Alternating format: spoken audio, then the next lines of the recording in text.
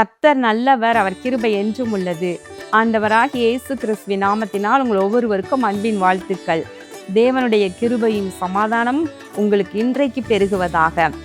இன்று டிசம்பர் மாதம் 21ஆம் தேதி. பிரியமானவர்களே, இன்று ஞாயிற்றுக்கிழமை. நாம் எல்லாரும் தேவ ஆலயத்திற்கு சென்று அவரை தொழுது கொள்ளுகின்ற நாள். அதனோடு கூட விசேஷமாக இன்றைக்கு நம்முடைய ஸ்தோத்திர பண்டிகையினுடைய நிறைவு நாள். இந்த நாள் எல்லாருமே நீங்கள் அவளோடு எதிர்பார்த்து கொண்டிருக்கிறீங்க. இந்த நாள் மாலை உங்களுக்கு ஸ்தோத்திர பண்டிகையின நிறைவு நாள் நிகழ்ச்சி உண்டு. இதில் நீங்கள் குடும்பமாக ஆயத்தமாகி வந்து அமர்ந்து கொள்ளுங்கள். 21வது நாளாக இன்று நாம் கர்த்தரை துதித்து ஸ்தோத்திரம் பண்ணி ஸ்தோத்திர பண்டிகையை இந்த நாளிலே நிறைவு செய்ய இருக்கின்றோம். பிரியமானவர்களே, அதனோடு கூட விசேஷமாக இன்றைக்கு சென்னை ஆசீர்வாத திருச்சபையிலே சிறப்பு ஆராதனையாக நடைபெற இருக்கின்றது. காலை 9 மணிக்கு நமது ஆராதனை உண்டு. ஒரே ஆராதனையாக நடைபெற இருக்கின்றது. இந்த ஆராதனை விசேஷமாக கிறிஸ்மஸ் கீத ஆராதனையாக நடைபெறும். ஆராதனை முடிந்த பின்பு உங்களுக்கு ஆசீர்வாத உணவும் இந்த நாளிலே வழங்கப்படும். எனவே நீங்கள் தேவ பிள்ளைகள், அதாவது விசேஷமா ஆசீர்வாத டிவி நேயர்களாகிய தேவ பிள்ளைகளும் இந்த ஆராதனையிலே வந்து கலந்து கொள்ளலாம் என்று உங்களை அன்போடு கூட ஞாபகப்படுத்துகின்றேன். இன்றைக்கு நாம் தியானிக்கும் வசனம் யோவான் எழுதின சுவிசேஷம் 3ஆம் அதிகாரம் 16வது வசனம். தேவன் தம்முடைய ஒரே பேரான குமாரனை விசுவாசிக்கிறவன் எவனோ அவன் கெட்டு போகாமல் நித்திய ஜீவனை அடையும்படிக்கு அவரை தந்தருளி இவ்வளவாய் உலகத்தில் அன்பு கூர்ந்தார். பிரியமானவர்களே, தேவகுமாரனாகிய கிறிஸ்து இந்த பூமியில வந்ததனுடைய நோக்கத்தை சுருக்கமா நமக்கு வந்து சொல்லக்கூடிய, அதாவது கருப்பொருளாக சொல்லக்கூடிய ஒரே வசனம் என்ன அப்படின்னு சொன்னா இந்த யோவான் 3:16 தான். இதுதான் சுவிசேஷத்திற்கான ஒரு கீ வார்த்தை என்று சொல்லலாம். இந்த வசனத்துல எல்லாமே அடங்கி இருக்கின்றது. தேவன் தம்முடைய ஒரே பேரான குமாரனை, கிறிஸ்துவை விசுவாசிக்கிறவன் எவனோ, கிறிஸ்துவை யாரெல்லாம் விசுவாசிக்கிறாங்களோ, அவரை ஏற்றுக்கொள்கிறாங்களோ, அவரை நம்புறாங்களோ, அவங்க யாருமே கெட்டு போகக்கூடாது. அவங்க எல்லாருமே நித்திய ஜீவனை அடைய வேண்டும், என்றென்றும் வாழ்ந்திருக்க வேண்டும் என்று சொல்லி இந்த மனு குலத்தை மீட்பதற்காக, ரட்சிப்பதற்காக ஆதியிலே மனிதர்கள் பாவத்தில் விழுந்து ஜீவ விருட்சத்தை அவர்கள் புசிக்காமல் விட்டதினாலும், நன்மை தீமை அறியத்தக்க கனியை புசித்ததினாலும் வந்த விளைவு பாவம், அதனால் மரணம், சாபம், இவை எல்லாவற்றையும் நீக்கி இந்த மனுஷர்களை நான் நிச்சயமா தன்னுடைய ராஜ்யத்துல சேர்க்கணும், நித்திய ஜீவனை அவர்கள் அடையணும் என்று தேவன் விரும்புகின்றார்.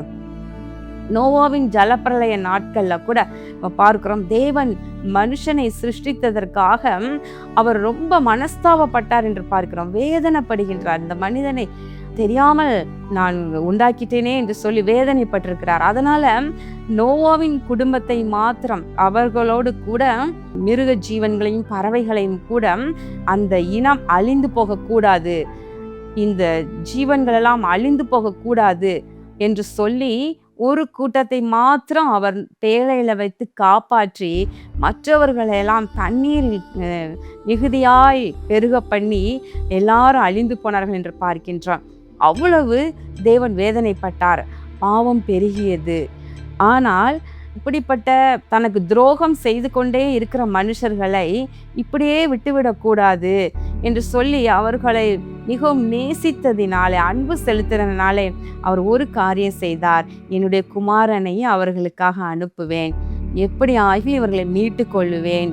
பழைய ஏற்பாடு காலத்துல காளைகள் மற்றும் ஆட்டுக்கடாக்கள் மற்றும் புறாக்கள் இவைகளையெல்லாம் பலி செலுத்தி செலுத்தி பாவத்தை நிவாரணம் செய்யும்படியாக பல ஆலோசனைகளை மோசையின் மூலமாக கொடுத்து இவர்கள் பாவம் எப்படி ஆகிலும் கழுவப்படணுமே, நீங்கணுமே, இவர்கள் நித்திய ஜீவனை பெறணுமே என்று சொல்லி எவ்வளவோ முயற்சி பண்ணினார். ஆனால் குற்றமற்றதான பழுதற்ற பலியாக ஒப்பு கொடுக்கப்பட வேண்டியதாக இருந்தது. அதுக்கு எதை பலி செலுத்த தேவன் தீர்மானித்தார். தன்னுடைய ஒரே பேரான குமாரனை கிறிஸ்துவை நான் அனுப்புவேன் என்று சொல்லி அவர் அனுப்பினார் இந்த பூமிக்கு. அதுதான் கிறிஸ்மஸ் தினமாக நாம் கொண்டாடி கொண்டிருக்கின்றோம். பிரியமானவர்களே, தேவகுமாரனாகிய கிறிஸ்து 2000 ஆண்டுகளுக்கு முன்பதாக சிறு பாலகனாக பெத்லகேமிலே வந்து அவதரித்தார். எதற்காக? தேவன் தம்முடைய ஒரே பேரான குமாரனை நமக்காக அனுப்பினார். என் குமாரனை விசுவாசிக்கிற ஒருவருமே கெட்டு போகக்கூடாது, அவங்க எல்லாருமே நித்திய ஜீவனை பெற்றுக்கொள்ளணும் என்று சொல்லி அனுப்பினார். இதிலிருந்து என்ன தெரியுதுன்னா, அவரை தந்தருளி இவ்வளவாய் உலகத்தில் அன்பு கூர்ந்தார். இதற்கு மேல அன்பை எப்படி காண்பிக்க முடியும்? யோசித்து பாருங்க. தன்னுடைய குமாரனையே அனுப்பி அவரே சிலுவையில பலியாக ஒப்பு கொடுக்கப்பட்டு அதனால் அந்த ஜனத்தை மீட்டு கொள்ளுவேன் என்று சொல்லி அவர் தேவனுடைய கிரியையை பார்க்கும் பொழுது இதற்கு மேல அன்பு எங்குமே இல்லை. இவ்வளவாய் அன்பு கூர்ந்தார். பிரியமானவர்களே, இந்த கிறிஸ்மஸ் தினத்தை நாம் இந்த நாட்களில் நம்ம ஆவலோடு ஆங்காங்கே கொண்டாடி கொண்டிருக்கிறீங்க. எங்கே பார்த்தாலும் கிறிஸ்மஸ் ட்ரீ மற்றும் கேரல்ஸ் இல்லையா, கிறிஸ்மஸ் நிகழ்ச்சிகள். இந்த கிறிஸ்மஸ் தினத்தை ஒட்டி ஆங்காங்கே ஏழைகளுக்கு உதவி செய்கிறது. இது எல்லாமே இந்த கிறிஸ்மஸ் வந்துட்டா எல்லாருக்குள்ளேயும் அந்த ஒரு எண்ணம் வருது. அதுதான் கொண்டாட்டம்னு சொல்லிட்டு நம்ம எல்லாருமே அநேகர் நினைத்து இவ்விதமாக கொண்டாடுகின்றனர்.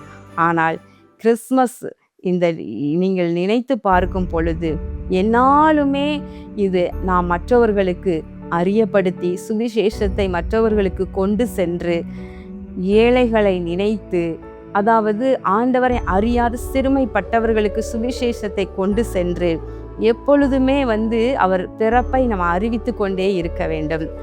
கண்களை மூடி ஜெபம் பண்ணுவோமா? எங்கள் அன்புள்ள பரலோக பிதாவே, இதோ இந்த நாளிலும் நாங்கள் தியானித்த ஒரு முத்தான வசனம், கர்த்தாவே, நீர் உம்முடைய குமாரனாகிய கிறிஸ்துவை விசுவாசிக்கிறவன் எவனோ அவன் கெட்டு போகாமல் நித்திய ஜீவனை அடையும்படியாக அவர் இவ்வளவா எங்களுக்கு தந்தருளினீர்.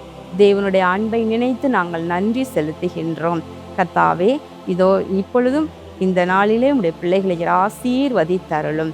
ஆண்டவராகிய இயேசு கிறிஸ்துவின் நாமத்தினாலே வேண்டிக் கொள்கிறேன் நல்ல பிதாவே, ஆமேன். பிரியமானவர்களே, இன்று மாலை நமது ஸ்தோத்திர கூட்டத்தினுடைய நிறைவு நாள். நீங்கள் இதை மிஸ் பண்ணிடாதீங்க. கர்த்தர் உங்களை ஆசீர்வதிப்பாராக. ஆமேன்.